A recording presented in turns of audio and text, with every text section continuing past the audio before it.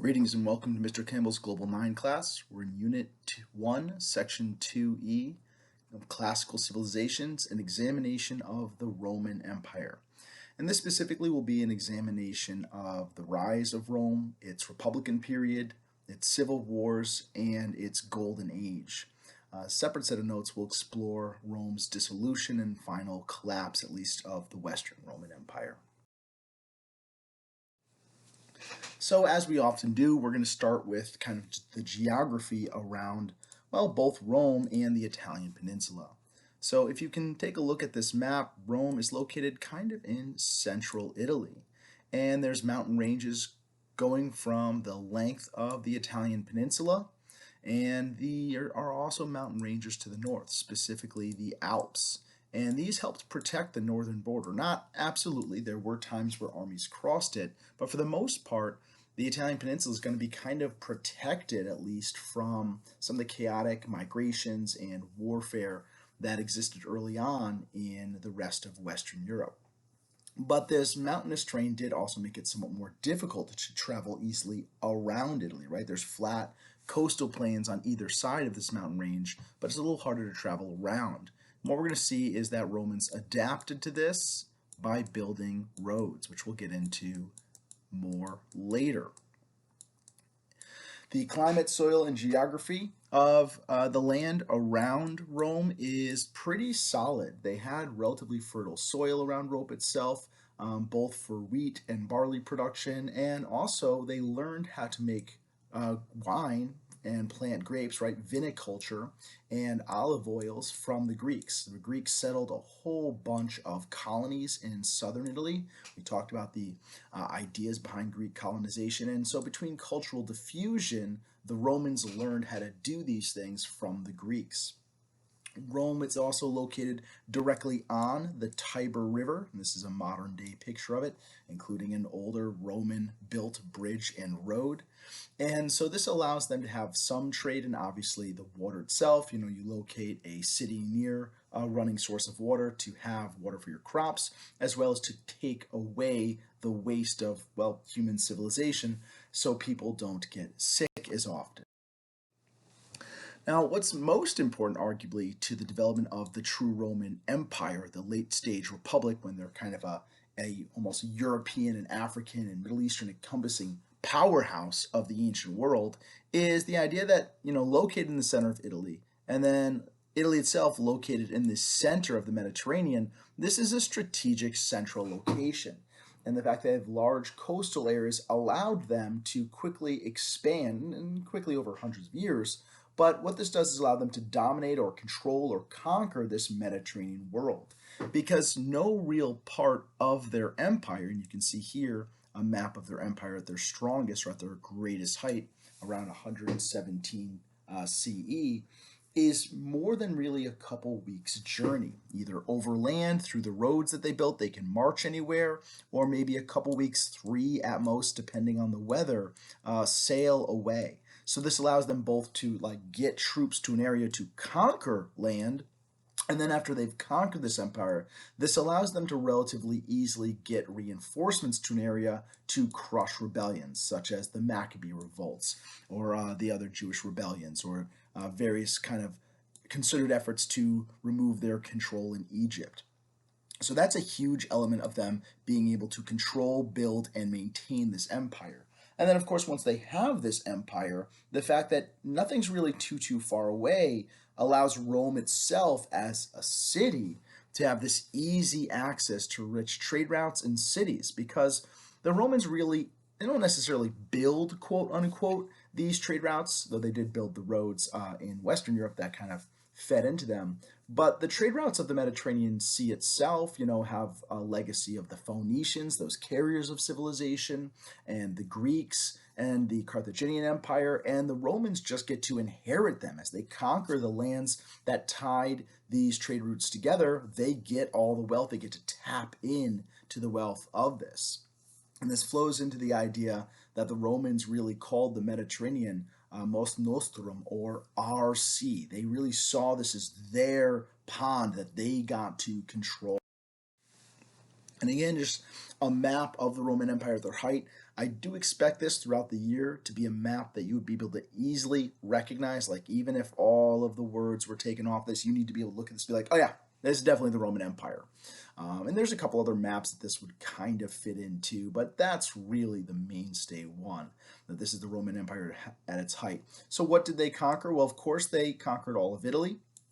They expanded control over Greece eventually. They conquered Egypt and most of North Africa. They conquered Spain under Julius Caesar. They conquered Gaul, which is modern day France. They conquered Great Britain up to Scotland, where they built a big giant wall because they did not want to deal with the Scottish people. They conquered the lands around the Black Sea, tying them into rich trade routes and resources from here. They conquered modern day Turkey, which back then was really, at least along here, a series of Greek colonies. And they conquered the lands of Palestine. So, very rich cities that have been established for hundreds and hundreds, some of them a couple thousand years, and all tied into those trade networks. So, what is the legend of Rome's founding? Well, according to legend, it was founded around 753 BCE by two brothers, Romulus and Remus. And according to their mythology, they were descended from the Trojans, right? The Great Trojan War. One of the princes, Aeneas, fled the destruction of Troy and eventually made his way here, and his descendants were these two brothers. And according to legend, they were kind of abandoned and found by a wolf who nursed them as children. So this is the idea of the wolf becomes very symbolic and very powerful to the Romans, such as festivals like the Lupercanal and things like that. The early Romans were heavily influenced by the Greeks. Again, the Greeks colonized southern Italy, and so through trade, cultural diffusion, and sometimes conflict, the Romans learned a lot of things from them. They adopted viniculture, or the growing of grapes for making wine. They adopted olives and olive oil, and they eventually adopted pretty much all of Greek culture and philosophy. They adopted the Greek alphabet to an extent, though they did combine it with the Etruscan alphabet from the north. They adopted huge elements of Greek religion, art, philosophy, architecture. You'll notice pillars, you'll notice all sorts of other Greek elements of construction and architecture. And so really what we say is these combine together to create what we call Greco-Roman civilization, or Greco-Roman architecture. And an example of this, of course, deals with religion. The Roman gods, as they were polytheistic, many different gods, were basically the Greek gods, but had different names. So instead of Zeus, a lightning god, it's Jupiter, the head god with lightning. Instead of Hera, his wife, we've got Juno. And so they just basically renamed all these people. The Greek Heracles becomes the Roman Hercules, etc., etc. So showing the impact of that cultural diffusion. Now, eventually the Romans would become dominated by their neighbors to the north, the Etruscans, who taught them metalworking, advanced metalworking specifically in iron, as well as pottery and some other elements like that.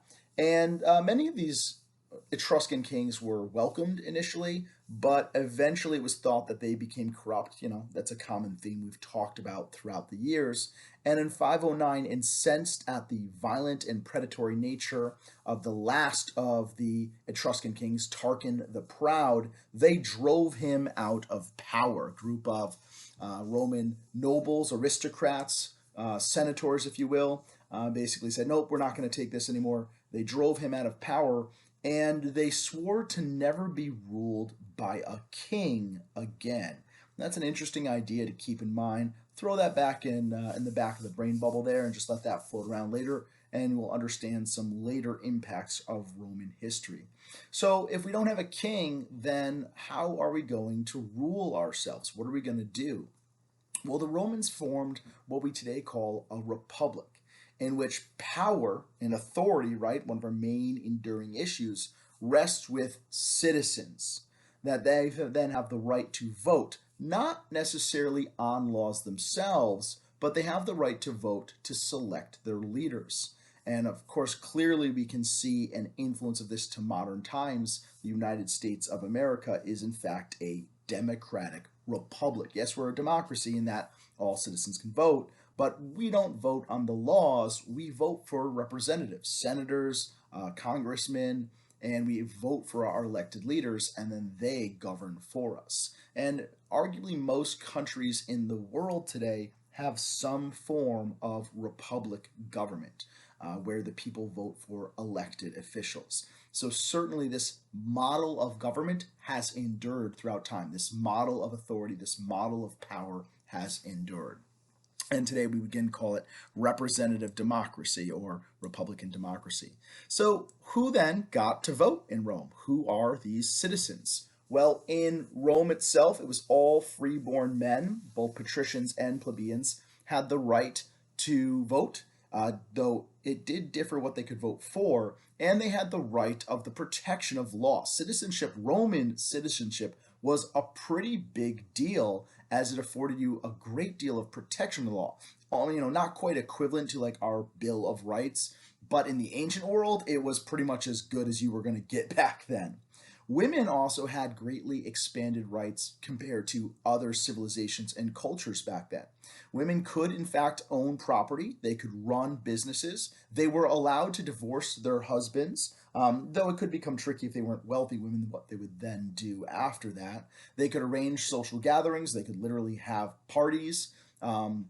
Or balls, things like that, and they could appear in public, but they were denied the right to vote, and there was never really a movement to give them the right to vote.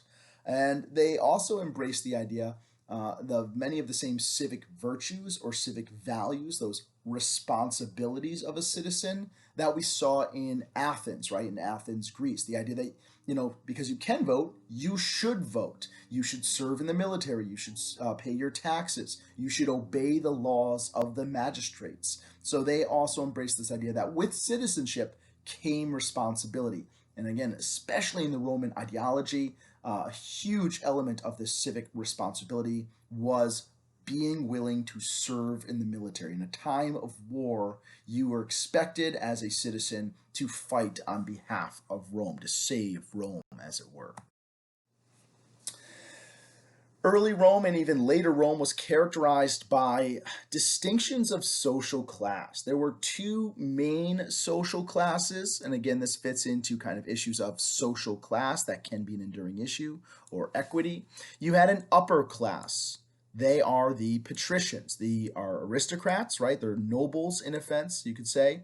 They generally owned land, and in fact, later laws actually prevented them from engaging in commerce or business. Like they couldn't go be merchants trading goods. They had to derive their wealth theoretically from being, landowners. Their power and their wealth was inherited, the firstborn son getting it, and they held most of the power in early Rome. They really decided the government. The lower class per se, and again, this isn't a reference to the quality of the people, but just where their station is in society, were the plebeians. And these are common terms I do expect you to know for this unit. They were mostly, at least in the beginning, common farmers. Some of them were artisans or merchants or laborers as well, and they were the majority of the population, right? Your standard idea that in a traditional economy, the majority of the population are farmers, laborers, etc. So they're about 90% of the population or more. They could vote, but in the beginning, they were barred or prevented from holding the most important government positions, and they couldn't vote for necessarily everything, right? Their voting was, in the beginning, limited to certain things. As the Roman Republic expanded, you saw the rise of a new social class within a couple hundred years, the 3rd century BCE, and these were known as the equestrians or the equites. These were wealthy people, but they didn't necessarily have patrician blood, right? The patricians got their noble title from having these good names, quote unquote, from their bloodlines. And the equestrians didn't necessarily have that bloodline. They kind of rose out of wealthier, successful plebeians. And so they began to demand greater and greater say in this government. They're like, yeah, we have more money. We believe we should have some sort of social distinction. And so they began to agitate or stress for more political power, and they were, in fact, given that. And they could also engage in business, which kind of gave them the capability to gain arguably more wealth than some of the aristocratic landowners.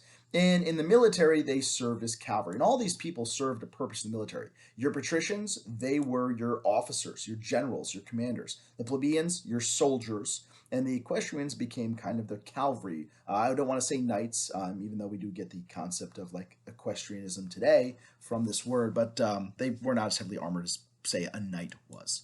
And here you have this distinction of this class. You have the patricians. You can see he's wearing a toga, the sign, the official clothing of like the upper class in Rome. You have our plebeians, and you have a soldier and a slave. And again, ancient Roman hierarchy, patricians are upper class, the Senate, the highest level, and later on, the equestrians, and the plebeians, commons, Latins, foreigners, freed people, and slaves.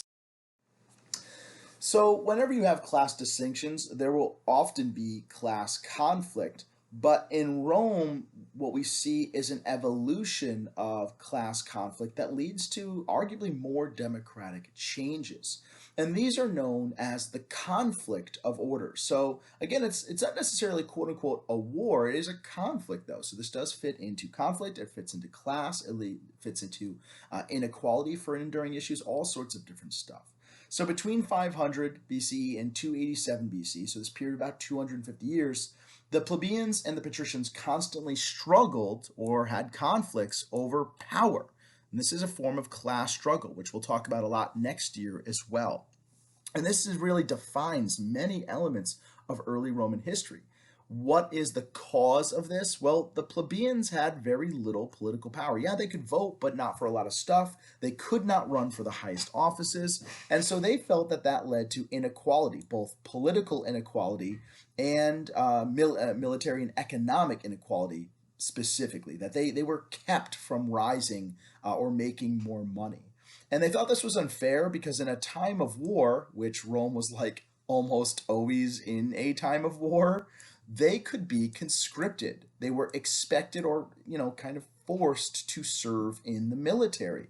Rome declares war. Well, who gets to declare war? The rich, the patricians, right? They are the main governing body. And then they're like, yep, now all you poor people, like, here's your armor, go fight and die for us. And so that was not really looked very highly upon by the poorer people of Rome. Other reasons that the plebeians were unhappy, there was originally no written law code in Rome, and all of the judges or magistrates were patricians, which meant most of the legal cases, if you went to court, you were a plebeian, usually the court case went against you. And that's because there was no law to be like, well, that's not right. The judge is making a wrong decision. Well, says who? Based upon what? There was no written law code. The plebeians were barred or prevented from holding the highest political office, and in early Rome, they had debt slavery, like we talked about with ancient Greece, that plebeians, if they couldn't pay their bills, would literally be enslaved. And they're like, yeah, I don't like the idea that I have to go fight for this country, and then if I'm fighting, I don't pay my bills, and I come back and we win, and then someone's like, hey, you've got a lot of power bills, you've got to now go be a slave. Not a great system. So what did the plebeians do? Well, they rioted at times, violently attacking members of the senatorial class. Sometimes, and the most common and arguably most effective tool they had was the secessio plebis, or when they all literally left Rome. They're like, oh, did you guys declare a war? Do you guys need us to serve in the military? Yeah, we're leaving. We're gone. And they would just literally leave Rome, and they would hang out on one of the hills outside of Rome until the senators realizing, oh, wow, without anyone to do the work, our society doesn't work. This is bad. And they would invite them back and start to kind of basically give in to them. So eventually, through these strikes, and sometimes through riots, the reforms were enacted. But mostly, arguably, it was this almost form of early civil disobedience that was the most effective. When the workshops closed, when the businesses closed, when there were no servants except for the slaves, which the Romans didn't always trust, and when there was no military, that really scared the upper classes into giving in. So the conflict of orders, while leading to some levels of political instability, had a lot of phenomenal successes and a lot of phenomenal outcomes. So we could argue that these were eventually kind of successful in turning the tables of Rome. In 451, the plebeians had one of their most successful elements of this because they had a written law code created. I'd like you to star this term. This is the 12 Tables of Rome. It's a law code, and as such, it is a guide to living, right? And these were written originally on wood and posted publicly for all to see. You can have an example of what these laws are here. And it formalized the rights of what it meant to be a citizen. So it outlined these rights like innocent until proven guilty, for many cases, a trial by jury, and things like that. In the mid 400s, so shortly after the 12 Tables, the plebeians gained a new political office that they could vote for, known as the People's Tribune. So they were elected by the plebeians, and they had several major powers. One, they could intercede on behalf of the plebs or the plebeians. What this meant is like if you were a plebeian and you were brought before a court of law and the judge was a patrician, you could ask for a tribunal representation. And a tribune, one of your elected officials, would come and kind of act as your lawyer and make sure that the letter of the law was carried out properly, make sure you were defended, make sure you had a voice that knew the law and would hear the court case reasonably. So that was a very powerful tool that they had to make sure they weren't getting kind of unjustly battered around in the courts of law. The plebeians also gave their powers of veto to the tribunes. So this is the idea that the tribunes could reject any Senate or patrician decisions as long as they voted unanimously to do so.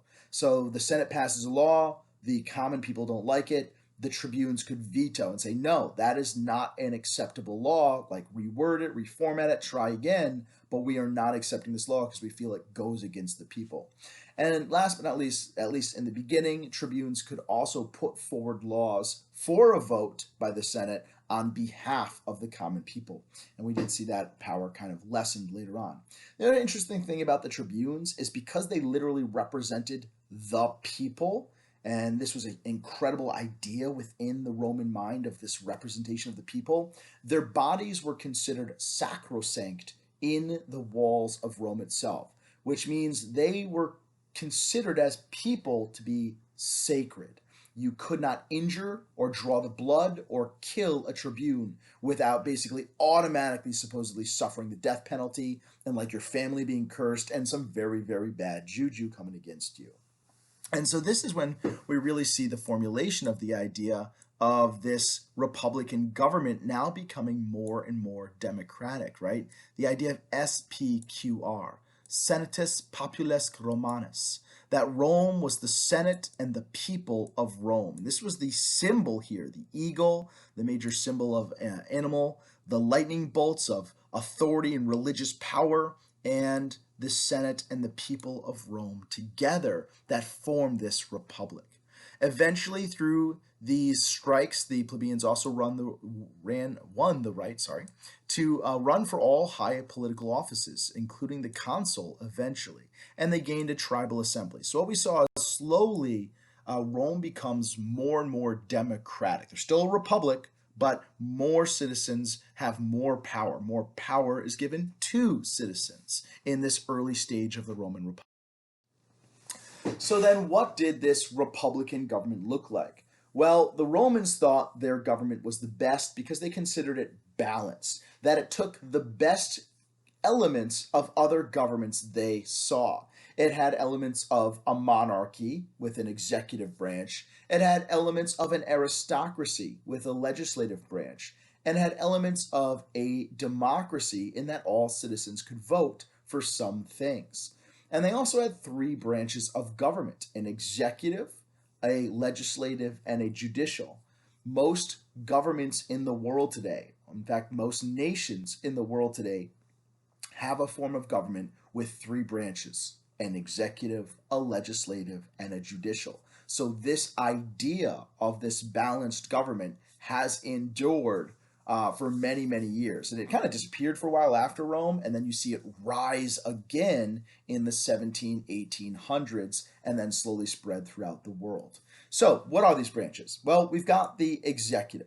These are the consuls. They are voted into power every year. They serve 1 year in office, and then in the beginning, they were not supposed to be able to serve again as consul for 10 years. That gets changed a little bit.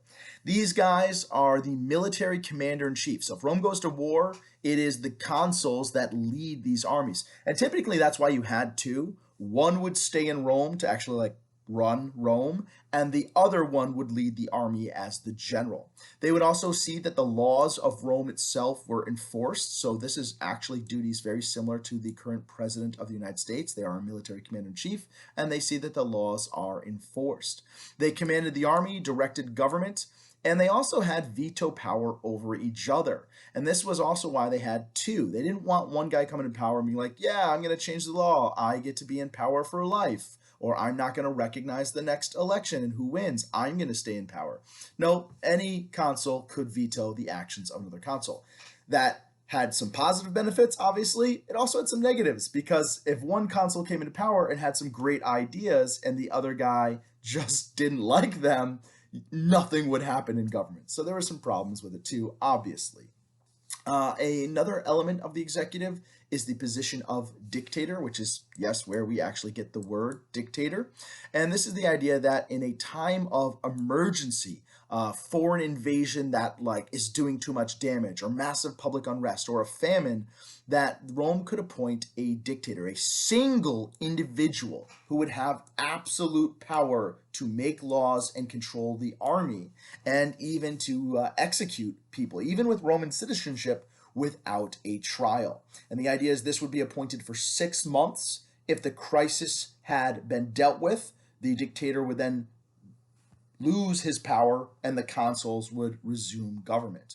And if the problem had not been dealt with, the dictator would be elected, or another dictator might be elected to 6 months. And these dictators, these consuls, and various other elements of the executive branch were given these special bodyguards known as lictors. And they kind of followed these people around wherever they went. They made sure the crowds cleared out of their way. And they carried the symbol of power in Rome, the fasces. It was a bundle of rods wrapped with vine or leather with an axe in the middle. And what this was supposed to represent is the power of law, the rod to beat, the whip to, whip, and the axe to execute if need be. And these guys were usually pretty jacked. There was also literally supposed to be bodyguards in addition to. Rome also had a legislative class, which was meant to make laws. Please keep that term in mind. We'll be seeing it more and more on documents especially. Legislate means to make laws. A piece of legislation is a law. All right, so these are pretty common terms that you guys are kind of expected to know. The Senate was the main legislative body. They dealt with foreign policy, so i.e. declarations of war and peace treaties and trade treaties. And in the beginning, this was all aristocratic. You had to be a member of the patrician. There were 300 members of the senators in the beginning. We did see the Senate expand eventually, but there were supposed to be 300. And you got to serve for life. Once elected to the Senate, you were going to be in the Senate forever, lifetime membership. As the conflict of orders resolved, other legislative groups also rose or were created. The Centuriate Assembly and the Tribal Assembly were basically more democratic groups that involved the plebeians. They were allowed to elect consuls. They were your citizen soldiers. The Tribal Assembly is the one that elected tribunes. So these are the groups that overall together made laws. And then there is the judicial branch. The judicial branch interprets laws, or may kind of oversees the inaction of law. Their job was to interpret the 12 tables of Rome to make sure they were being carried out properly. There were judges as part of this. Of course, there would be many more judges than just 8, but there were 8 head judges known as praetors who would oversee the judicial system. There was a Pontifex Maximus in this time period, known as the head priest of Rome, to make sure that the religion of Rome was being carried out properly. The Romans were super superstitious about religion. They really did not want to anger any gods at all. So this was actually a very powerful and very important position. And they had censors. Censors were responsible for taking like the actual census, calculating the population for taxation, for military purposes, for the amount of land, etc. And also censors were expected to overview the moral codes in Rome and make sure that Romans were well being properly Roman. You can see here just a chart kind of exploring the idea of how Roman government has influenced the government of the United States of America. They both have an executive branch, but it has changed, right? In Rome, 2 consuls, 1 year. In the United States, we have a president with 4 years. Legislative, you have a Senate, lifetime term. We have Congress. Congress has the Senate, where you serve 6 years, House, 2 years. So again, it's the idea that this basic government form, 3 branches of government with a legal code and with defined citizenship, that idea has resurfaced in the United States or in other countries, but it has changed in that we are arguably maybe more democratic, right, with term limits, that we maybe have a more stable or potentially stable government with 4 years, so a president, our executive, can maybe get more done, and things like that. And again, if you're writing about this idea of continuity and change, right? You don't say us, you say the United States, or you say other Western nations, because not only do we have a system like this, at least loosely, so does Great Britain, France, Germany, etc., at least today. And this is a more complex map. Do not expect to be able to memorize this. It's here for history nerds like myself who want to really explore these interwoven relationships of the system of Rome. So I do want to take some time to look at the Roman army. The Roman army, has been obsessed about by historians and, well, not even historians, kings, princes, military leaders for many, many, many centuries, because it was so effective. I mean, it builds this massive, wildly wealthy empire. So, in the very, very, very beginning, like, the founding of Rome, Rome's military followed the Greek model of using the hoplites. But over the centuries, they became what was known as the legions. So, the legions was the Roman army. And eventually, their general composition was about 5,000 men. That's not the size of their entire army, that's the size of a given legion. And they had at times up to 20, 30 legions in all of Rome. I think at the height of their power, they had nearly 56, but they were smaller at that time period through a series of reforms by later emperors. And the legions were expected to be self sufficient. Every single legionnaire or soldier carried a week's worth of food, parts of fortifications. They were expected to kind of be able to live off the land as they marched. This was called foraging, where you would, like, as you marched through land, you would find resources. And again, they didn't. It's not necessarily how it worked. They usually would just go to towns and be like, "You have to give us food." But this is a conceptualization within these Roman legions. All Roman citizens who owned land were expected to serve and required to serve. Later on, under the Marian reforms of around the 80s BCE, all free Roman citizens could serve. And that eventually changed even more later, which we'll talk about in our next set of notes. The Roman army innovated in many ways in terms of how they changed, especially once they basically allowed everyone to be in it, all Roman citizens. They became one of the most highly trained armies in the ancient world, comparable to what we at least theorize the training of the Spartans was like in terms of how often they trained. They were expected to be hardened, very tough dudes. They went on practice marches of 22 to 26 miles a day under full pack, nearly 80 pounds of gear. They were heavily, heavily disciplined. If they were given an order, they wouldn't be like, well, that's pretty dangerous. They were expected to go carry out this order. They drilled and trained constantly. And this is kind of rare back then. A lot of armies only trained when they were like about to go to fight, or they trained maybe a couple weeks a year. Now the Roman legions trained all the time. If they were found to be guilty of cowardice or other unacceptable actions, the Roman army had incredibly stiff penalties. You run away, we throw you over a cliff. You steal food, we strangle you. If you ever break in combat, like your soldiers retreat, they would practice something known as decimation, where they would put colored rocks in bowls. There would be one white one, and then the rest would be normal rock colored.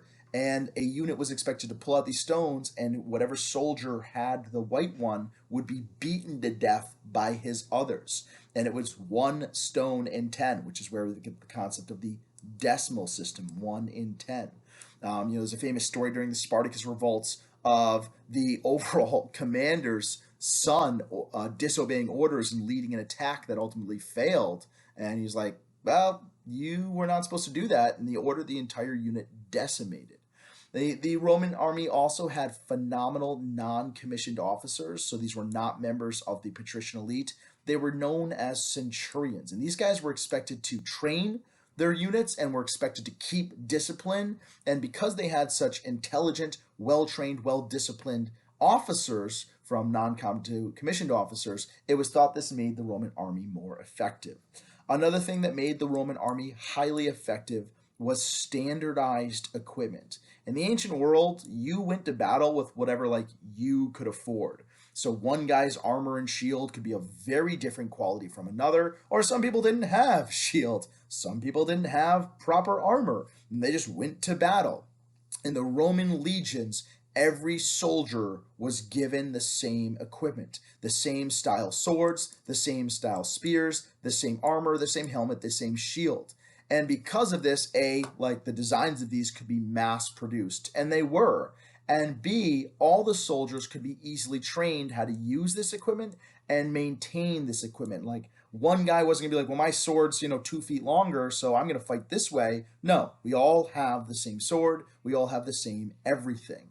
And this is really going to enable them to quickly raise and arm their legions in a time of. And these are just different pictures. And this is kind of a later style of this Roman army. This is called the lorica segmentata, or basically armor of steel plates. And there's their shield, their spears, etc. But you can see it's highly organized, highly effective military. So what did the legions use? What was the equipment of the Roman legionnaire? Well, they usually carried between 70 or 80 pounds of gear. They had a helmet and armor, either the scale armor that's depicted here or a lorica hamata, which was mail or chain link mail, right? Different little tiny links of iron and steel that would be bound together to protect them from slashing attacks. They had a heavy shield known as a scutum. It was a square shield that was also curved. It would curve around their body, and they had a metal boss, which could actually be used as a kind of punching weapon. We've done modern day studies, and a guy my size or even a little bit smaller than me, you can project enough force through punching with the shield to literally crush or cave in someone's chest and rib cage if they're unarmored. So the shield, especially the edge too, could be used to break down into people's shins or basically break their ankle or shin, was also an effective weapon. They also had a greaves and manica, a small kind of sometimes armor around their shins or armor around their groin area. The weapons, the mainstay weapon of the Roman legions was the gladius, which today we would call basically a short sword in that it wasn't particularly long. The gladius was an excellent weapon. It is a sword that is double-edged and has a sharp point, so it can be used both to stab and potentially even pierce lighter armors, or because it's double-edged, it can be used to slash as well. So it is a widely effective weapon because of that double edging. All soldiers also carried a pugio, a dagger, as a kind of a last line of defense, and also they just used it to cut their dinner and stuff. Most of them carried pila or pilum, which were a type of spear that could also be used as a javelin or throwing spear. And sometimes they carried darts as well. Not like darts like you see people play in a pub, but weighted darts that they could throw, and that would basically, stab people in the shoulders and face and, that kind of fun stuff. And they also had a lot of gear they marched with. The Romans had excellent boots that they gave all of their soldiers. They wrapped around the ankle, supporting their ankle. They had metal rivets driven into the leather of the bottom, so Roman soldiers would not easily lose their grip on land, ice, or mud. Think of them as like an early form of cleats. And these metal tips would also keep these boots from wearing out. The Roman Caligula, or boots, were wildly long lasting. And that is one of the reasons they had this good footwear, why they could march for 22 to 26 miles a day under this heavy pack. They had good quality footwear. They carried tunic, leather covering, water skin, all that fun stuff. And they also carried parts of fortifications. They carried an entrenching tool and sudis, or these spikes. And basically, every single night when the Roman army stopped marching, when these legions stopped, they would dig and build a fortification, like build a mini fort out of earth, wood, and these spikes. And that means they were very hard to catch, quote unquote, by surprise, because they had these fortifications that they slept in. And every morning they would demolish the fortification and keep marching. A lot of work, yes. But did it make their army effective? Was it an innovation that made them powerful? Absolutely. And we'll see that the Romans are infamous, these Roman legions, for their innovations. They always were coming up against different enemies. I mean, they conquered this massive empire. It wasn't just one group of people they conquered. They conquered all different other civilizations with all different fighting styles and weapons. And they might lose battles. I mean, the Romans definitely lost battles, but they didn't lose wars. They would, okay, what happened there? Oh, man, the guys have longer swords and really thick shields. It's really hard to get in close to them with our shorter swords. Okay, well, we got to come up with a way around that. So these innovations, these adaptations allowed them to defeat any foe eventually. And then once something proved successful, they're like, all right, well, this is just standard. So one of the first things they changed was their style of combat. As they fought more and more hoplite soldiers, and specifically the kind of Alexandrian phalangite warfare with those really, really long spears, they decided meeting them head on in their own phalanx was a bad idea. So they created something called the manipular system. And this was a system where they would have kind of a checkerboard of soldiers, right? Soldiers, soldiers, blank space. Soldiers, soldiers, blank space. And this allowed them to be much more mobile and kind of maneuver around enemy formations. And then if this unit got attacked and was pushed back by, the assault of the enemy, this unit could step up and reinforce them or move into them and kind of absorb the weight of the attack. So this allowed them to adapt to any type of enemy and most types of enemy formations, making them wildly more powerful.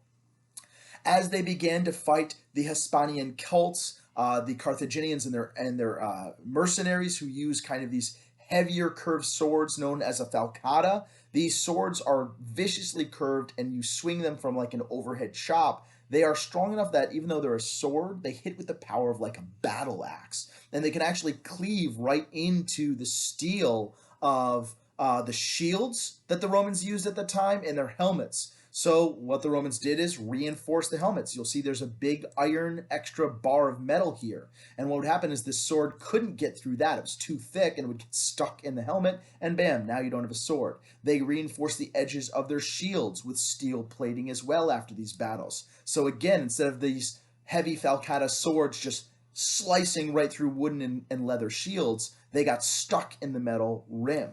And then once they did that and was successful, at this adaptation, that became the standard helmet. That became the standard shield used by them.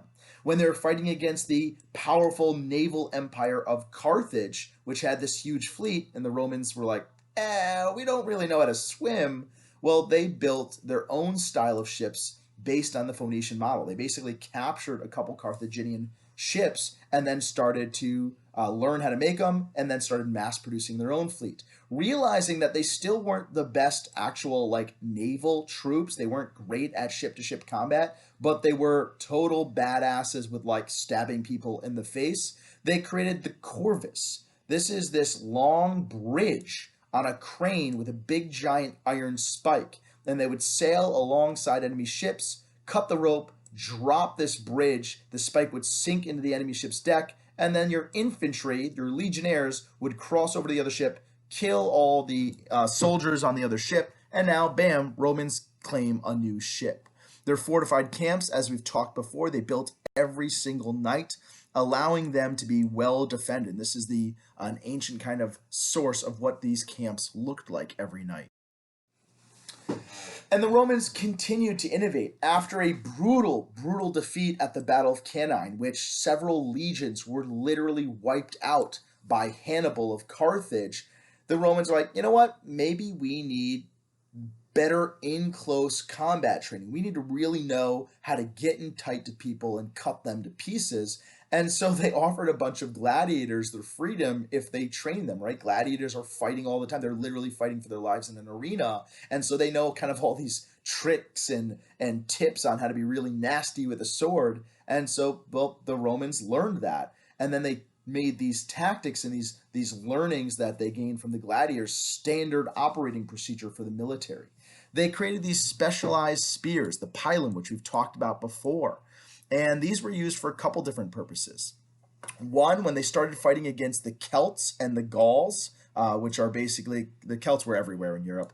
The Gauls were mostly in France. These guys had huge, giant, thick shields. Well, they created these spears with long, thin necks and much smaller spear points. And the idea is if you throw this or stab with it, you're creating more pressure on a smaller surface area. It is more likely to penetrate.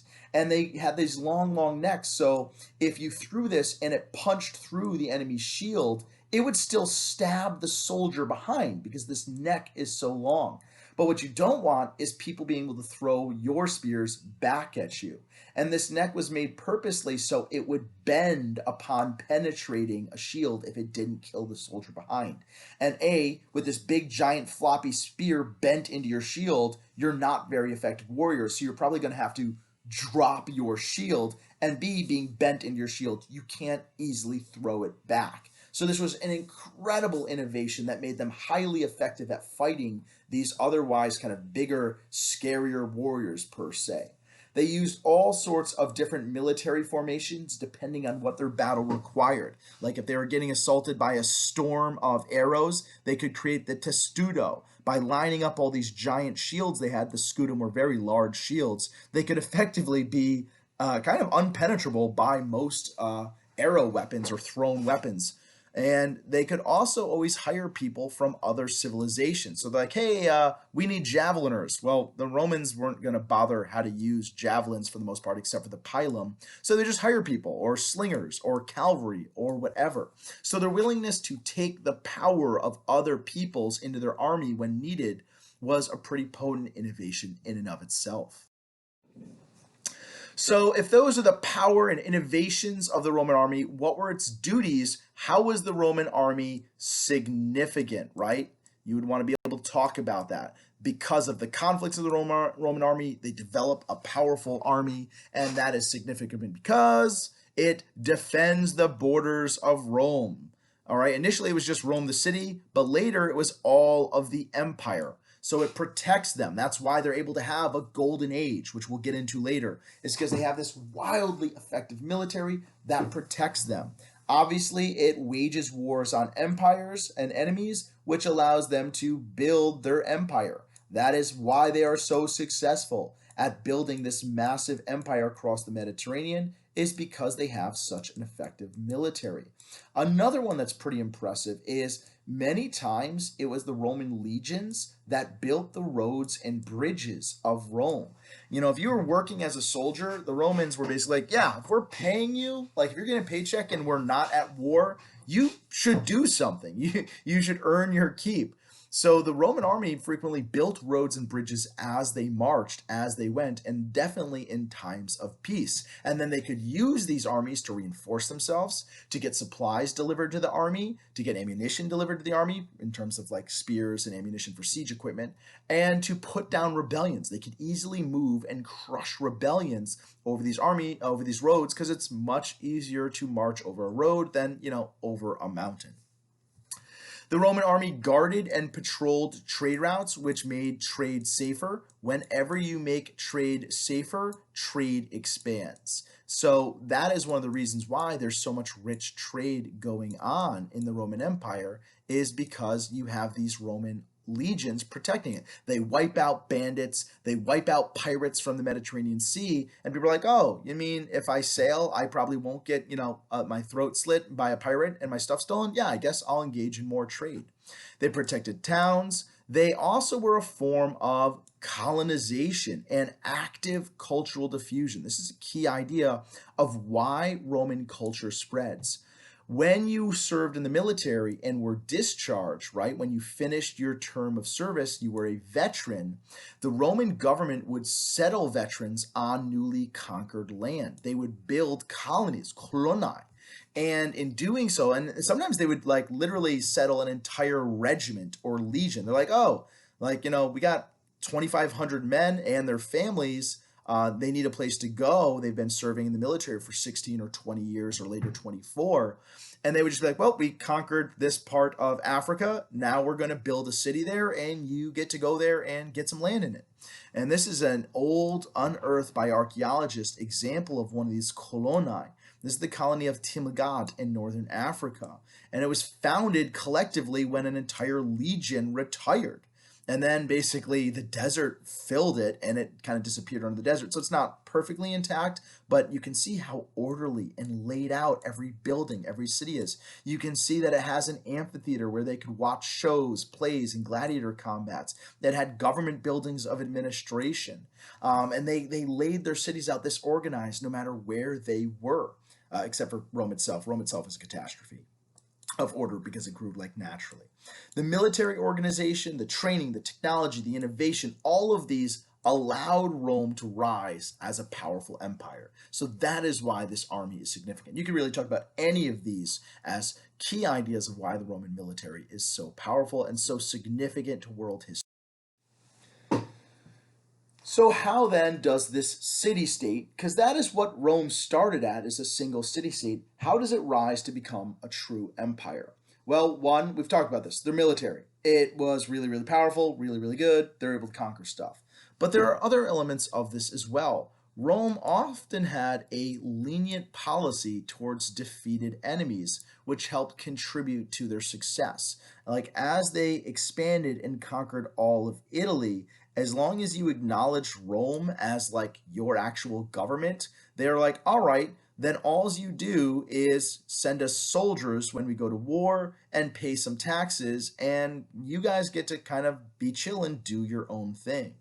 That being said, those the Romans considered barbarians or those who rebelled against them, they were not happy with. And when they conquered areas like Gaul, and then Gaul rebelled against them, they enslaved huge numbers of the population, and that, well, it did make Rome itself wealthy, though we'll talk about problems with the mass enslavement of the Roman Empire later. The Romans were quick to form alliances and even expand citizenship to other people. Eventually, all people in Italy had Roman citizenship, though not all had the right to vote. They just had all the other rights and abilities of citizenship, like protection of law and things along those lines. The central location, as we've said, in the Mediterranean makes it easy to conquer all these areas because nothing is too far away. And then they keep conquering and keep expanding until they come across the first major enemy, the first real challenge to Rome, Carthage. So again, a map, you can see by about 500, they've expanded to control all of Italy below the Alps, and then they fight the First Punic War, and that gives them more land, and eventually through a series of wars, they conquer more and more and more. Though this isn't the empire at its height, we've already seen a map of that, and we'll see it again. So the first main challenge to Rome was Carthage, and this led to three separate wars known as the Punic Wars. Punic coming from the Roman word for the Phoenicians, and the Carthaginians, the city-state of Carthage, was initially a Phoenician colony. So the First Punic War was very, very brutal, a 23-year-long war. Carthage was a massive naval power. They had built a trading empire of city-states and colonies throughout the Mediterranean, but Rome had the better army. So you have kind of like a similar situation to the Peloponnesian War, where Sparta had the better army, Athens had the better navy, and that makes it tough to like have a decisive battle. But eventually, through innovating, i.e., creating new ships, creating that corvus system, the Romans won. They gained territory, they gained wealth, and they gained power, but they never actually took the city of Carthage. And the Carthaginians were very upset after losing. Like, they had never really lost a major war, and many of them were unwilling to accept that. And one of those was a general from the First Punic War, a guy named Hamilcar Barca.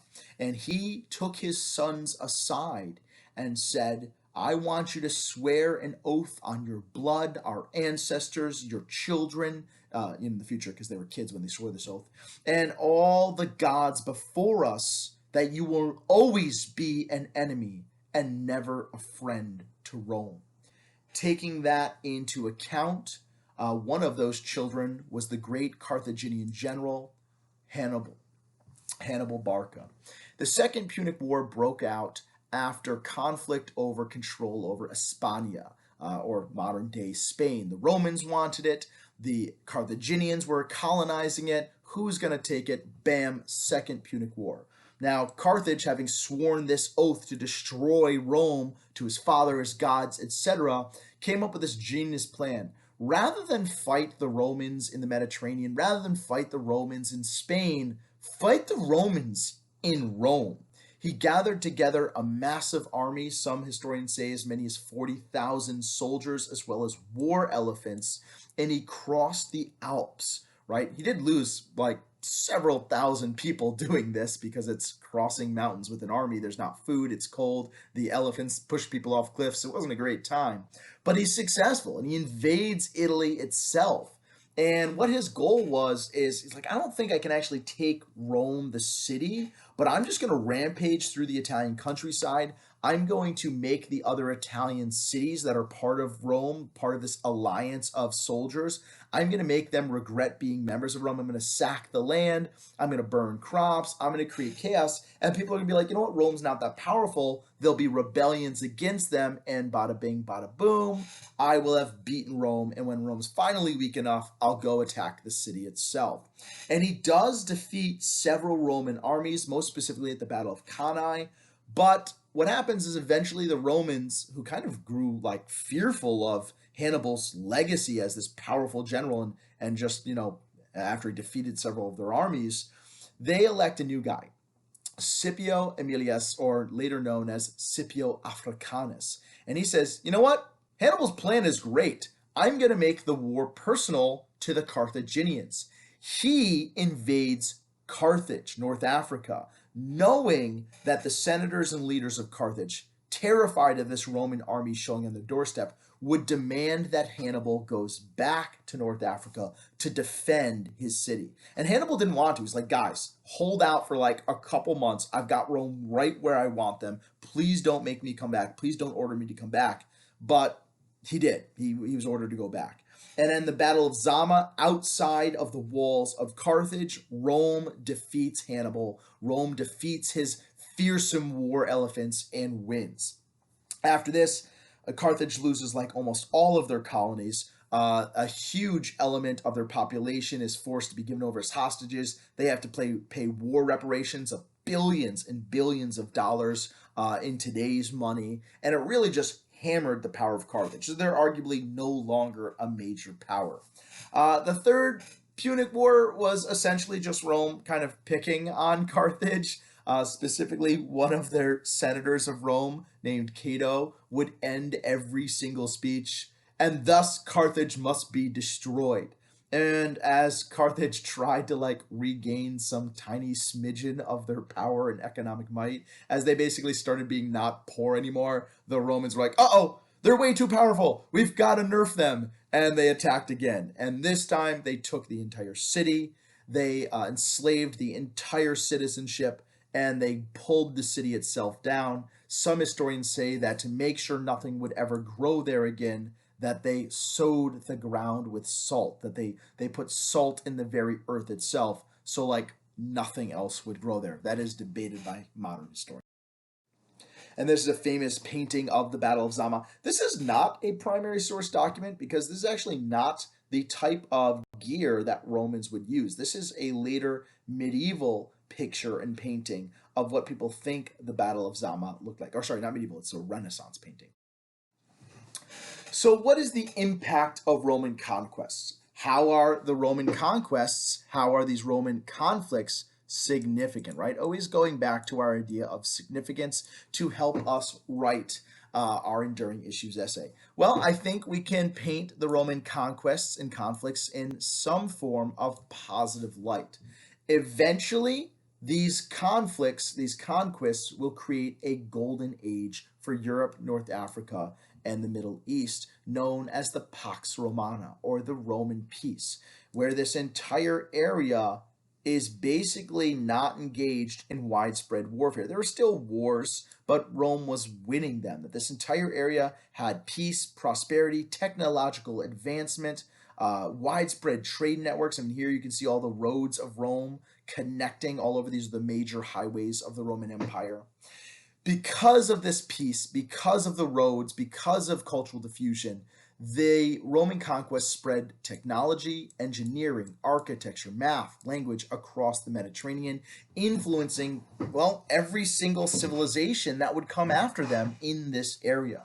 They both created and defended a vast trading network across this land.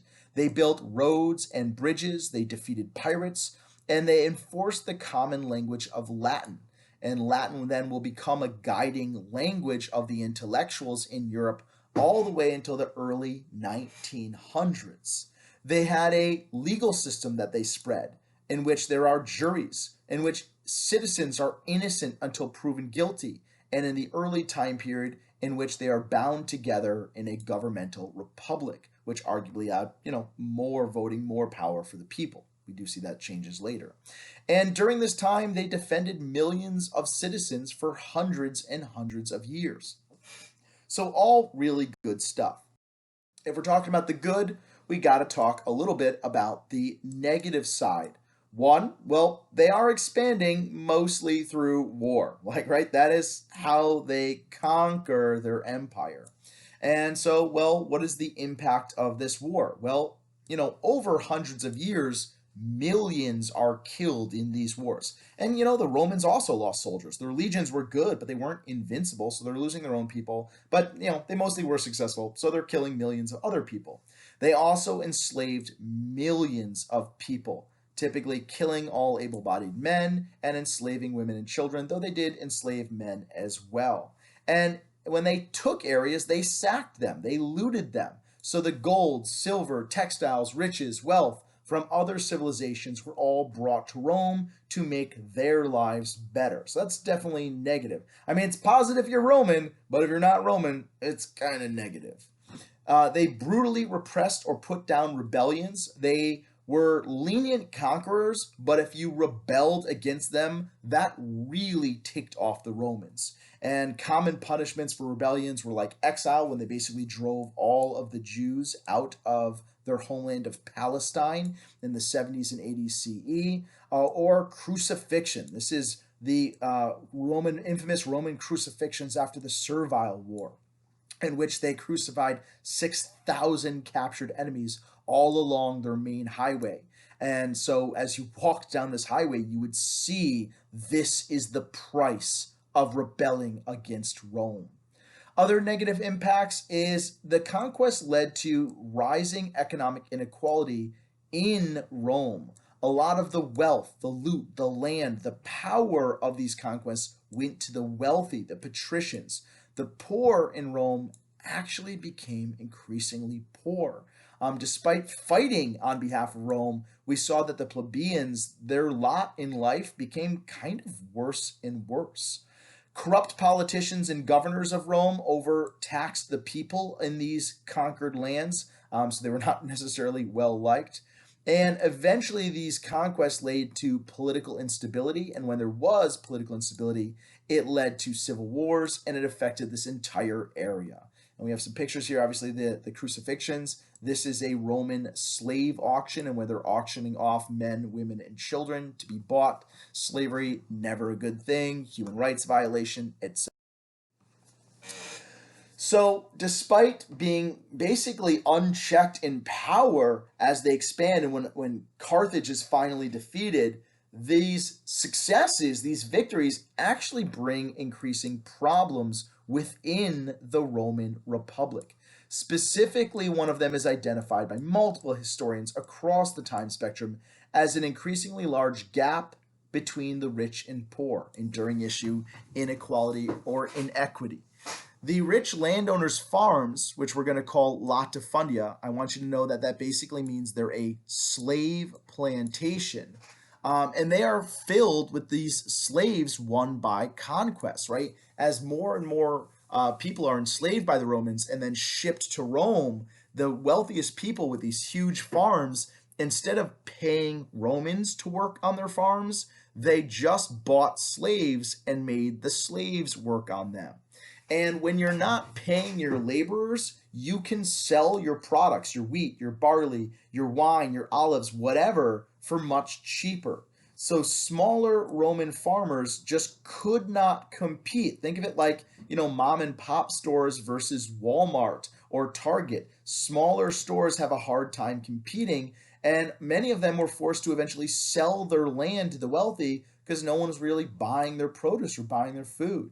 What we saw also is during these wars, like back then, you served in the legions until the war was over. Generally, so if the war lasted 23 years, you might not really get to go home for 23 years, and so your farm is being worked by like your children, your wife, maybe a brother or something, and it might fall. Like your farm might not make it. And so then what would happen is the rich landowners were the only ones that had the money to buy this. So what you saw is an increase in homelessness and joblessness because slaves are taking all the jobs and because the land is being bought up by the wealthy and the poor just cannot afford to live on it anymore. So what happened is a lot of these poor, they're Roman citizens, but they migrate to the cities. Specifically, they go, many of them, to Rome itself, hoping to be able to find jobs. But a lot of the jobs in Rome, too, were also done by slaves. I mean, not all the slaves were out in the field growing crops. If you captured a wealthy city state and they had intellectuals and they had people that knew how to read and write and people that like to do taxes, well, if you enslaved someone who does taxes, you can just tell them, guess what? You're a slave. Now you're doing my taxes. Or you're doing lots of people's taxes, and I will charge other people for you to do their taxes, but I'm going to keep all the money. So a lot of different jobs were taken by the slaves, not just the jobs only held by the poorest people. So what eventually you see out of this is the population of Rome change. One third of the population of Rome at the height of this issue were slaves. Like 1 in 3 people was just a slave. And again, they weren't former Romans, they were just slaves, period, captured from these other territories that Rome expanded into. Another quarter of the urban, or another quarter of the Roman population were urban poor. They were our former veterans or farmers driven off the land because they couldn't compete with the latifundia or the great sized plantations by the rich. And they were really resentful. They were upset they couldn't find jobs. They were upset that they were not acknowledged for putting their lives on the line for their society. And they just lived in these terrible tenements in crowded conditions in ghettos in Rome. And they survived off a form of welfare called the dole. Basically, it's a free grain ration. They got like a couple loaves of bread for free every day, but they were miserable. And meanwhile, the wealthy Romans, well, this slave plantation, these latifundia, they just make them even wealthier. So they live lives of just utter and obscene luxury and wealth. Meanwhile, the majority of Romans are either miserable slaves or miserable free people who are unemployed and homeless. What eventually happens in this rising income inequality, in this rising wealth inequality, is the formation of political parties, each one siding with one of these groups. The patricians and the plebeians each form their own political parties. The optimates with the patricians, which basically translates to rule of the best, and the plebeians formed the populares, or the people's party. And both of them recruited politicians, and eventually both of them recruited generals to side with them. And here is a problem, because Rome worked as a republic as long as everyone believed in the idea of a republic and the idea of the 12 tables and the idea of what the Romans called the mores maiorum, or the traditional way, i.e., their unwritten constitution. But these parties begin to appeal to people, to individuals, and they begin to give their loyalty increasingly to individuals. Specifically, many of the soldiers become increasingly loyal to the general that they serve and not to the actual Roman Republic. And arguably, many historians have pointed to the wars between General Marius and Sulla for the main cause of this. They both began recruiting soldiers from the poor, allowing anyone to serve, and then they used their political and military power to make sure these soldiers got like pay bonuses or better land upon retiring. And this is why the soldiers became more loyal to them. And there were people that tried to stop this. Famously, the Gracchi brothers, Gaius and Tiberius, they were elected tribune, and one was elected consul as well.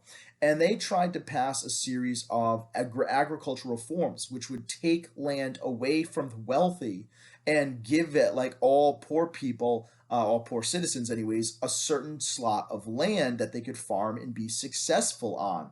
And for their efforts, both Tiberius and Gaius, though patricians, they were members of the elite class, but they just saw how poor and horrible the lives of the poor were. They're like, dude, just take a little bit of your 1 million acres you own and give it to some poor people. You'll still be rich. Just you don't need to have all of the money. You can give some of the land. We're not even asking you to give money. Just give some of the land to these people so they can make something of themselves. Because of that, they were both killed by the Romans, by the wealthy upper classes. Specifically, Tiberius was basically beaten to death, and Gaius, in trying to vote, saw many of his followers killed and was chased through Rome and decided to commit suicide rather than have himself be beat to death in public like his brother had been. So really brutal. What we're seeing is political violence. People trying to control the government through violence rather than through necessarily voting. Rising into the scene of increasing political instability is a young patrician named Julius Caesar. So he's a patrician, so he's from the wealthy classes, but he saw the populares, the common plebeian people, as like more numerous and more easily able to be pleased. And some might say maybe he just saw them as needing more help, whatever you want to say. So he throws his lot in with the populares, the plebeians, the common people, and using their support, he gains the consulship and he gains governorship of Gaul. And as governor of Gaul, he is going to, well, conquer Gaul. Because again, he only was given governorship over an area called Cisalpine Gaul. It was like a tiny little piece. But basically, he engaged in 8-year war against Gaul, which is modern-day France, and eventually won control of this massive, massive chunk of territory. He boasted, I killed 1 million Gauls and enslaved 1 million more. This is a very famous painting. There's been tons of paintings of this scene. This is the surrender of the last of the Gaulish kings, King Vercingetorix, at the famous Battle of Alesia. Alesia is like a crazy battle. It's a city in which Vercingetorix was like hanging out, and Julius Caesar besieges him, and he dug trenches and fortifications all around the city, and then found out another Gallic army that was like answering Vercingetorix's call was coming and was going to attack his siege works. So Julius Caesar built another ring of siege works. And so the Romans were all on the inside of this double wall, at the same time attacking the city while being attacked by this outside force. And they dug 26 miles of fortifications and siege works, though, like spikes and trenches and stuff like that. And they won. And so Vercingetorix surrenders, and Julius Caesar's official battle report to the Roman Senate: Veni, Vidi, Vici. All right, I came, I saw, I conquered.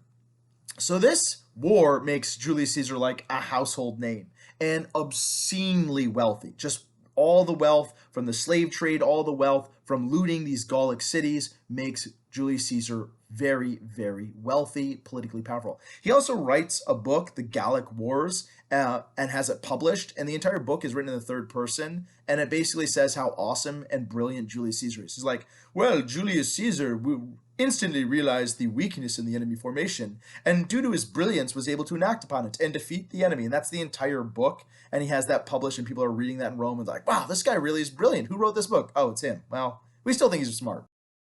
And so what happens is a basically dissolution of the republic in its standard form.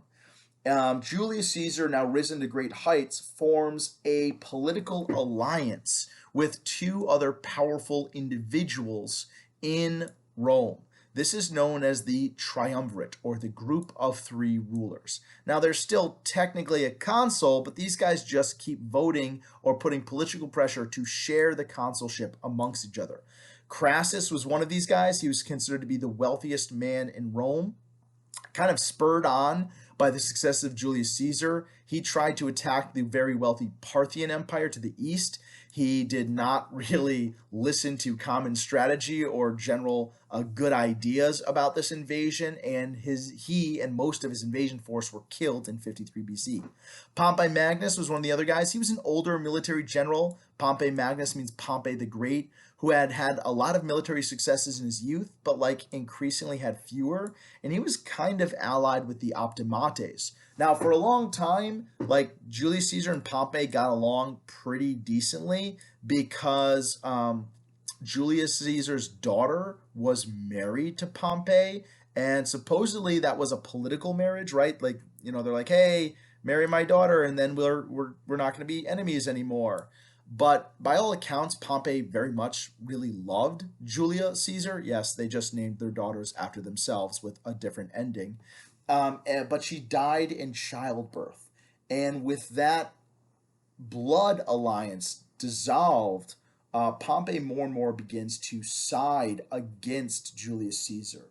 So, fearing Caesar's popularity, the patrician dominated Senate, which doesn't like how popular Julius Caesar has become amongst the people, and Pompey, as consul, had him declared basically a rebel. They said, your war in Gaul was illegal. You have to come back to Rome and stand trial, and you can't bring your soldiers, you can't bring your bodyguards. Julius Caesar's like, oh, so I'm going to come to Rome where you're going to put me on trial. Who are the jury? Oh, all people that hate me. Who's the judge? My biggest political rival. Yeah, you guys are just going to have me executed. So he refuses.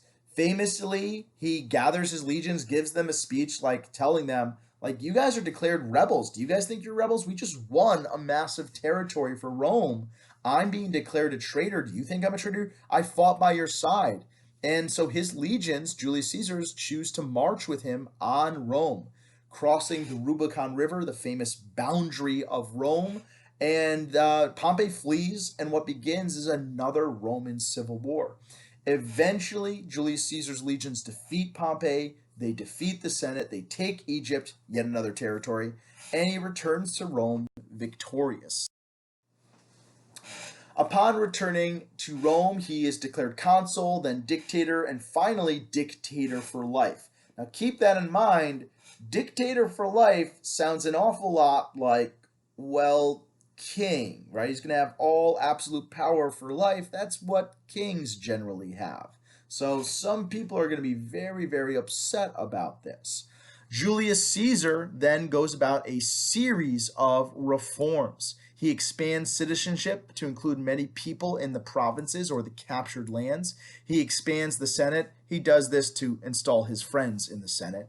He created a massive public works project. New public buildings, new aqueducts, new roads, new temples, all sorts of stuff.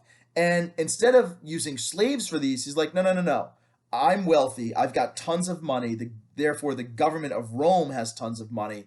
We're going to hire Roman citizens. So he puts a lot of these jobless, unemployed Romans to work, which then they can pay rent and get better houses and buy food and all this stuff. So it makes him wildly popular with the people. He creates a new, more accurate calendar, which helps the agriculture of Rome by allowing them to plant at the right seasons. He created new colonies to settle his veterans and to settle some of these homeless people in Rome. He's like, yeah, we're going to load a ship. We're going to give you supplies and tools. And here's a big chunk of land that we just conquered. It's nice. It's got good climate, good soil. Go out there, be successful. He increases the pay of soldiers. And all of these changes together were wildly successful amongst the common people. The senators, the leftovers of the Optimate party, saw all of this as Julius Caesar trying to make the people declare him king. They thought that's what he was trying to do, is bring back kingship to Rome. And so they begin to plot against him. Not all of them, but many senators begin to plot against him. And finally, on March 15th in 44 BCE, this plot is brought into action. A group of senators led by Brutus and Cassius felt he was too dangerous, he was too ambitious, he wanted too much power, and they assassinated him, stabbing him 23 times. And in doing so, they thought they would restore the republic. That was what arguably their goal was. We got to end this dictator for life. We're going to bring back the republic. But in reality, that's not what happened.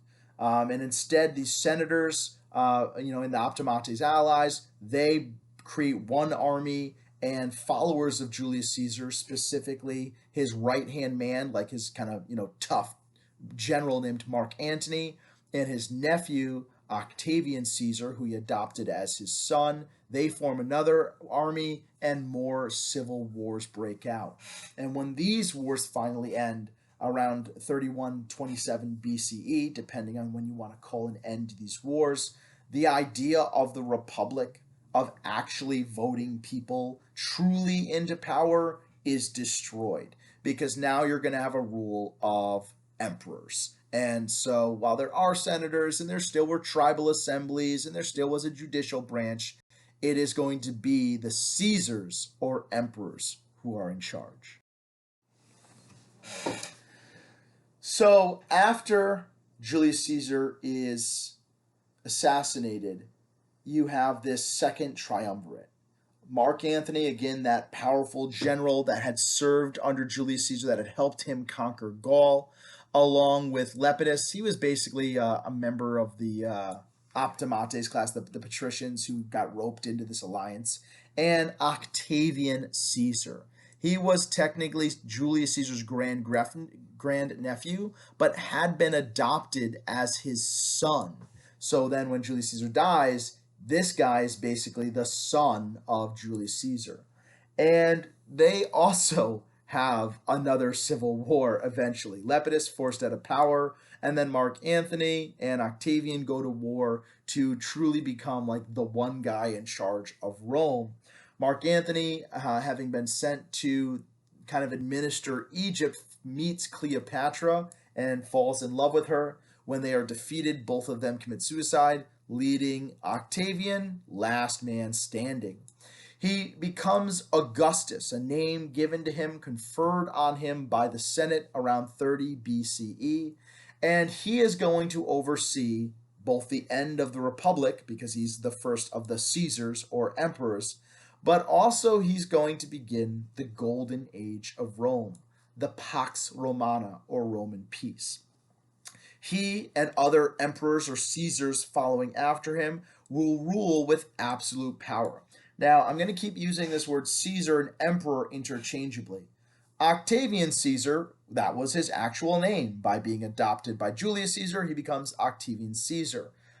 After he and the other Caesars die, basically Caesar, this idea of one ruler with absolute power, one autocrat, that term just becomes Caesar. And it's where we get the Russian term Tsar, it's where we get the German term Kaiser, etc., etc. But it's the same equivalent position as an emperor. So what was the Pax Romana? Well, it is a golden age of Rome lasting from about 27 BCE when Octavian Caesar is like formally celebrating his triumph and acknowledged as princeps or first person, first citizen, to 180 CE with the death of Marcus Aurelius, the last of the five good emperors. So, as a golden age, it is a period of great peace, prosperity, and relative happiness. It is similar to the Greek golden age of Athens, and it is very similar to the Han Dynasty in China.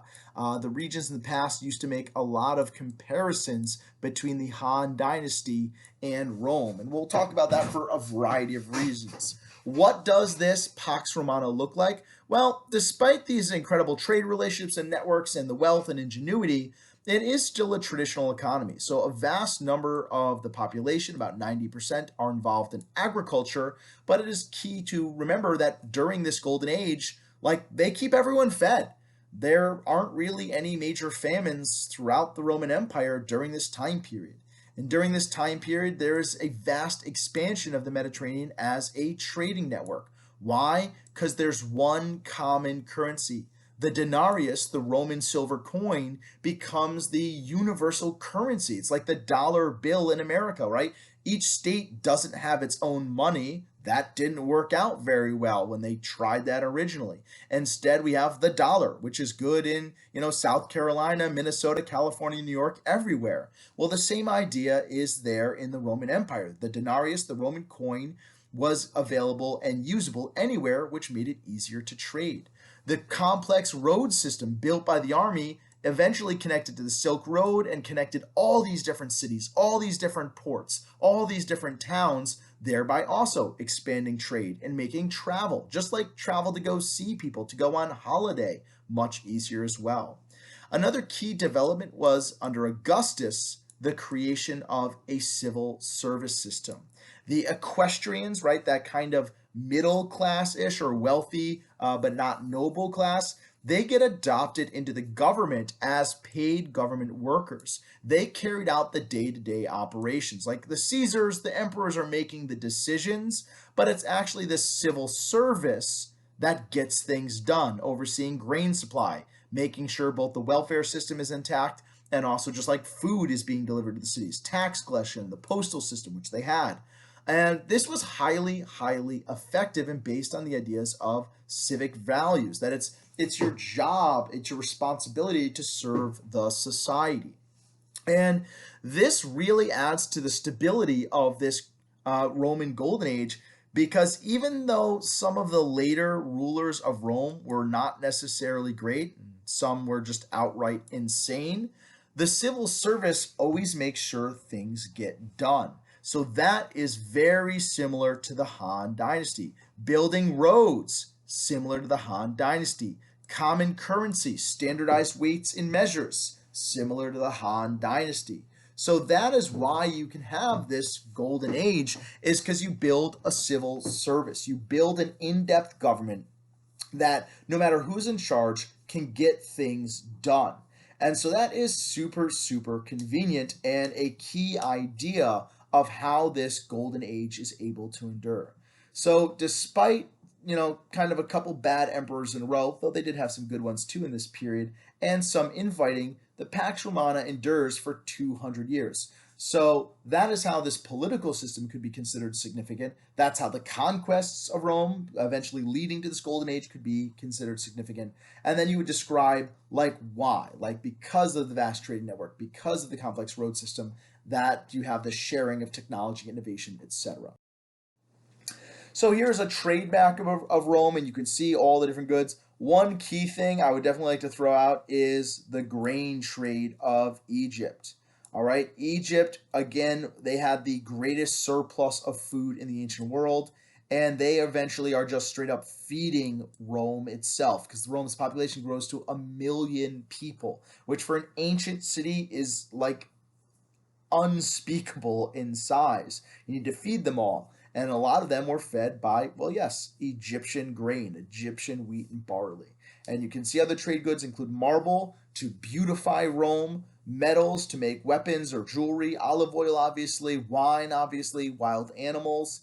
specifically just to like watch people kill wild animals, timber, and textiles. And then, of course, you have these guys kind of slipping off over here. Where are they going? That's going to the Silk Road. The Romans were obsessed with silk. And again, silk is produced in China under the Han Dynasty. They produced tons and tons of it. That's when the Silk Road was developed. And because it was such a luxury good, because it was so hard to get to Rome over the Silk Road, so expensive, it was an incredible sign of wealth to wear it. So, what was life like in Imperial Rome? Well, let's take a couple seconds to kind of examine this. The idea of being Roman was governed by this concept known as gravitas and mores morium. The idea of discipline, strength, a stoic nature, following the traditions of the ancestor. The Romans, like the Confucians from the Han Dynasty, were very patriarchal.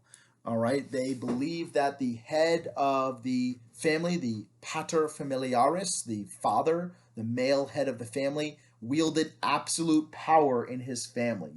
He could even sell his children into slavery, and no one would even bat an eye. I mean, eventually they did pass a law that you can't sell the same child into slavery more than 3 times, which is very disturbing. That's a law that they had to pass. But we did see women have some power in society, but they could never question the men in their life. They valued the same things that the Greeks did: paying taxes, obeying the law, voting, serving in the military was a huge one to the Romans, or serving the government in some form, and leading a moral life. But at the same time, slavery was a very real and important part of the economy, and it's slavery, so it's miserable. The conquered people were enslaved and sold. It was hereditary. Children born to slaves were generally also slaves. But there was in Roman slavery the tiniest element of social mobility for educated slaves or skilled slaves. If you were a potter, if you were a teacher, and yes, they did just straight up enslave teachers, like, here, teach my child or I'll beat you. Like, all right. It's a pretty weird concept to me as a teacher, but whatevs. There was a chance for slaves to buy their way out of slavery. Another key idea to keep in mind here is generally slavery in Rome was not racially motivated, so that's a difference from like the slave trade as we know it. They enslaved Europeans, they enslaved people of all colors. They didn't really care. Did the Romans look down on slaves? Yes, they did. To the Romans, death was better than slavery. Like, oh, we lost the battle, then I'm going to fall upon my sword. That fits into that stoic, disciplined, strength nature of the Romans. So they did just consider the sign that like you had been captured as a sign of your weakness, and that's why you were enslaved and they were not. But it was not racially motivated. Because of the continued growing inequality in wealth, the wealthy under the Pax Romana getting even wealthier, the poor arguably getting even poorer. At the end of this kind of imperial period, the end of this Pax Romana, most of the people in Rome were super poor and barely had like enough food. There were high levels of unemployment, high levels of homelessness, and so the government provided grain rations. That's a fancy way of saying what we today would probably call welfare. Because they didn't want all of these poor people, and there were a lot of them in Rome, to rise up, to riot, to try to take land or wealth from the wealthy people. So they said, okay, let's give them free food, not a ton of food, but like enough to live, and let's keep them entertained. So that's really when you see the explosion of like gladiators and the coliseums and the amphitheaters to have these fighting. This is all really, I mean, yeah, the wealthy get entertained by it, but it's keep the urban poor happy. Because if you're unemployed and like mostly homeless or living in a ghetto or a tenement, you're not a very happy person. You don't want them sitting around all day being like, well, I should just take stuff from rich people. So if you keep them happy through games and combats and fighting and watching people fight bears and weird stuff like that, then bam, people will be happy. If you were the one who paid for the games as a rich person, because rich people could actually host their own games, then your name would be read before every fight. And people are like, oh, well, you know what? I won't kill that rich guy because I like the fight he put on. So that sort of thing was going on. That is known as bread and circuses. And some people have discussed like modern societies with the prevalence of like Instagram, social media, Netflix, that is our circuses, i.e., our gladiator combat. We watch these things and don't question around us, and bred the fact that, well, there's life is relatively easy-ish in many of these countries. Many people aren't getting fantastically wealthy, but most people have enough to get to limp by, and if you don't, there is welfare. There are things like that. That this is what has happened to modern societies as well. And again, I'm not trying to sway you one way or another, but it's an interesting thing to think about. So Rome then becomes the roots of the tree of Western civilization, along with Greece as well. Rome never fell because it turned into something even greater, an idea, and achieved immortality. All right, this idea of a unified state, a republic where people have a say in government with a strong military, that idea has lived far after Rome itself. So let's talk about some of these Greco-Roman advances and influences. Architecture, bam. We have pillars, we have arches. All of these things are seen in a lot of styles of modern Western civilization. What's Western civilization, you say? Well, you shouldn't say that. We've talked about it multiple times. It is Western Europe, Canada, the United States, and Central and South America. That's Western civilization. If you don't know what countries are in Europe, you can say Europe, or you can name a couple of the countries in Europe, like the United Kingdom or Great Britain if you're using the old name, or England if you want. You could say Germany, France, Italy, Spain, Portugal. Any of those would be acceptable. They influenced art, specifically by adopting the Greek realism style and then spreading it throughout the world. Aqueducts, which are huge in Rome, and you're definitely going to see them on questions, on Syracuse, on all sorts of stuff. Homes, Greco-Roman culture, all of this together is influence. These are the infamous baths. The Romans built public baths, realizing that good hygiene helped like prevent the spread of diseases, and overall just increased human health. And they created hot and cold baths, like they had hot running water in Roman cities. Roman art illustrated strength, permanence, solidarity, and usefulness. Their statues, like Greek ones, showed realism, balance, and harmony in proportion. They used all sorts of different art styles from freestanding sculpture. This is the infamous statue known as the Dying Gaul, depicting one of the enemies of Rome, the Gauls, the Celt Gauls, but he's dying but still showing strength in his death. They also used bas-relief. These are images that are carved into a flat surface, so it looks like a statue, but it really is semi-flat, and the Romans did tons and tons of these. These forms of art are primary sources for us, and kind of help us understand like what styles of armor were they wearing. Oh, this is them using this kind of weird military formation. What's all that about? Maybe we should read an old Roman military treatise and see if they talk about this. And they did, and that's how we learned that this is called the Tetsudo, or turtle formation.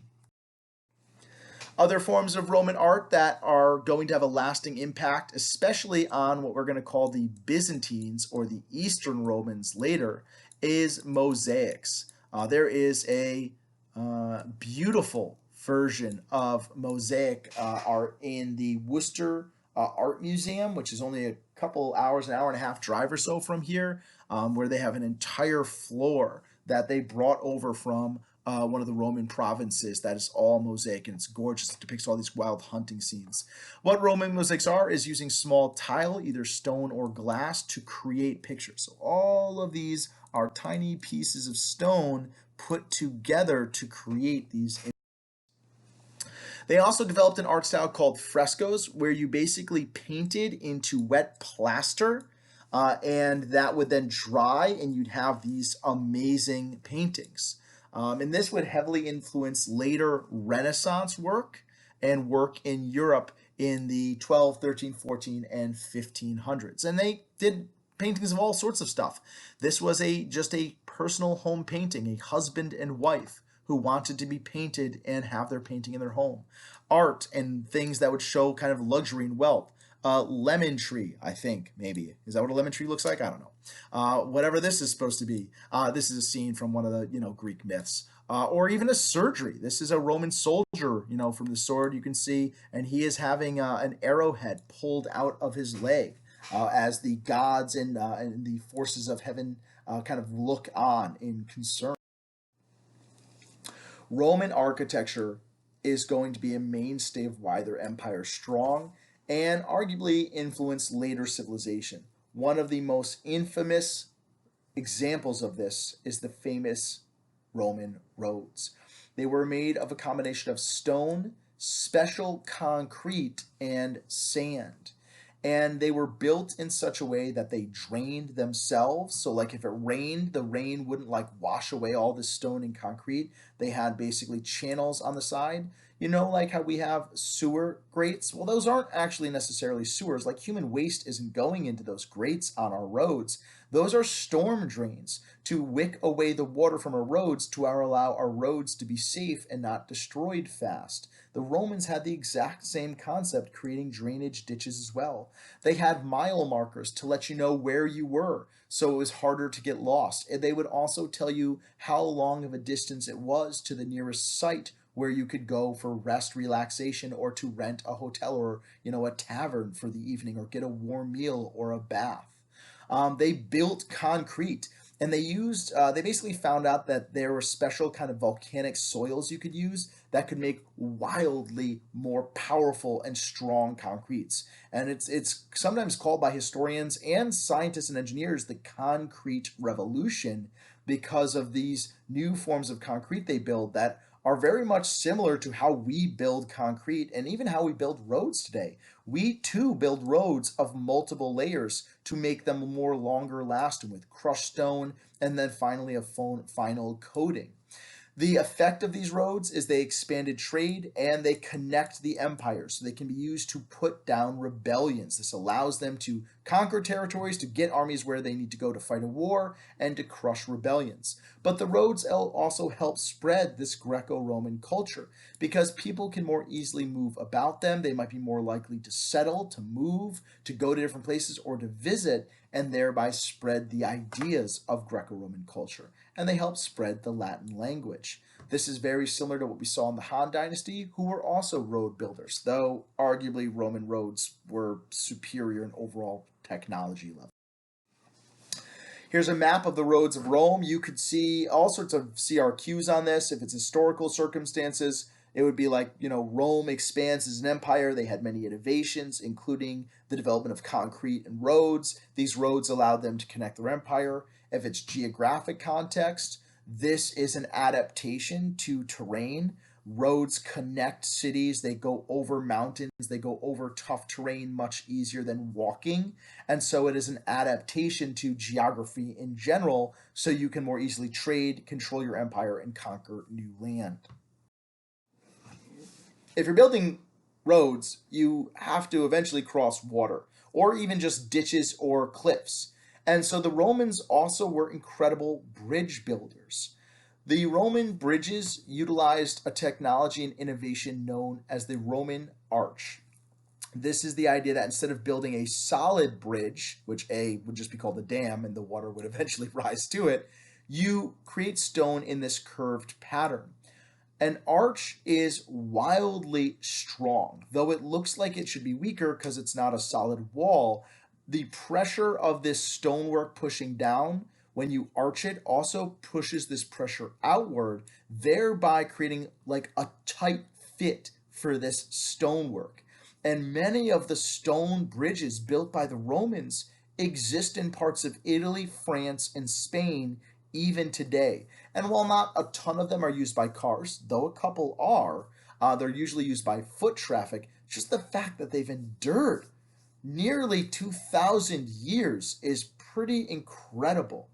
These roads and bridges also allowed the security of the legions, right? Again, it expands trade, promotes trade, unifies the empire, creates cultural diffusion, and helps the prosperity. Because otherwise, it's very hard to cross a river with trade goods. You have to unload all your trade goods, hire a boat, cross the river, have another wagon waiting here, or float the wagon if you think you can, and then load your cargo up again and proceed. It's very slow. This just cuts trade time down by, days, months sometimes, depending on how great of a distance you're crossing. Aqueducts. I'd like you to star this one. This is kind of a big deal. We'll be talking about the concept of sanitation next year as well in Global 10. Aqueducts are an adaptation to needing clean water. When you have a city and it has a large population, you need access to water. If the city's waste gets dumped in the river quickly becomes less safe to drink. Even though it's a river and the water, pushes the human fecal matter and urine away, it gets less and less safe to drink. And you're going to need a steady supply of clean drinking water. And so the Romans again used their phenomenal innovation of the arch, an incredible innovation in engineering and architecture, to create these aqueducts or water pathways. And so what they do is they would find mountaintop streams, ponds, etc., and they would build both tunnels and these above ground aqueducts, these bridges, to channel water to cities. And this clean water helped increase the health in cities, reduce the likelihood of plagues and diseases, and tasted better. So the population of Roman cities can grow, can be sustained to be so large because they have better sanitation and hygiene. We still use this today. So this is a Roman aqueduct. This is a modern one. And just instead of having it above ground, we just put everything underground in pipes. And we have a treatment facility that makes sure the water is pure. But, there aren't great sources of water in New York City. They get their water from a reservoir, I think about 53 miles to the north of them. And that water that feeds New York City with millions and millions of people is piped in underground conduit. So the idea of getting your water for an urban center or a city from a cleaner source far away is an idea that has endured across time and helps keep our modern cities safe and the population there less likely to get diseases and just able to live. If city's big enough and there's no water, your city doesn't exist. Other elements of the Roman aqueducts and why they're important. The Romans were pretty brilliant. They realized, again, you have to design this so the flow of the water always goes slightly down. They didn't really design a lot of high-end water pumps. They did have some. And so they would engineer these for miles and miles and miles at a slight downward angle to make sure the water always churned into the city. They created 3 grades of water. The best grade of water would be used for drinking water, human drinking water, and to a lesser extent, animal drinking water. The second grade of water was used for agriculture. This is what you wanted to water your crops with. And the lowest grade of water coming in from aqueducts would be used for industrial processes, things like mining, things like workshops with steel and stuff like that, creating washes or washing out clothes and elements along those lines. So an incredible innovation. And again, you can see that some of these aqueducts were so well built, they still exist to this day. Other buildings that are of note and named in various regencies, or just I would like you to have heard of at some point in your life, the Colosseum or the Flavian Arena. This is where they had these crazy gladiator competitions, and they had all sorts of wild innovations. I mean, you can see it has the Roman arch. This thing had a giant roll-out canopy of canvas and wooden frames. The Roman emperors actually hired shipwrights to be like, oh, how sails work and they're complex and you have rigging and stuff like that and the ropes. I want you to build that for my Colosseum. So if it's super, super sunny or if it's rainy, we won't get rained on. And so they did. They had a whole workforce of sailors who would make sure they could roll out these canvas giant top like a dome at the drop of a hat. They could actually seal the bottom of the Colosseum off and flood it with water, and they would have life-size warships fighting naval battles, all sorts of crazy stuff. You had the Pantheon, which was a temple for the gods, also still standing, though it was later turned into a Christian church. And you can see again, this had the massive dome here. A dome is an arch, like a lot of them put together, like in a circle, and that creates a dome. And domes are just really hard to engineer. So if a civilization can build them, it shows they had advanced construction and advanced engineering. And so that really shows just how advanced domes are. And the Pantheon's dome was arguably the largest, not arguably, it was the largest dome in the world until the 1300s with the Brunelleschi's dome, which exists in Florence today.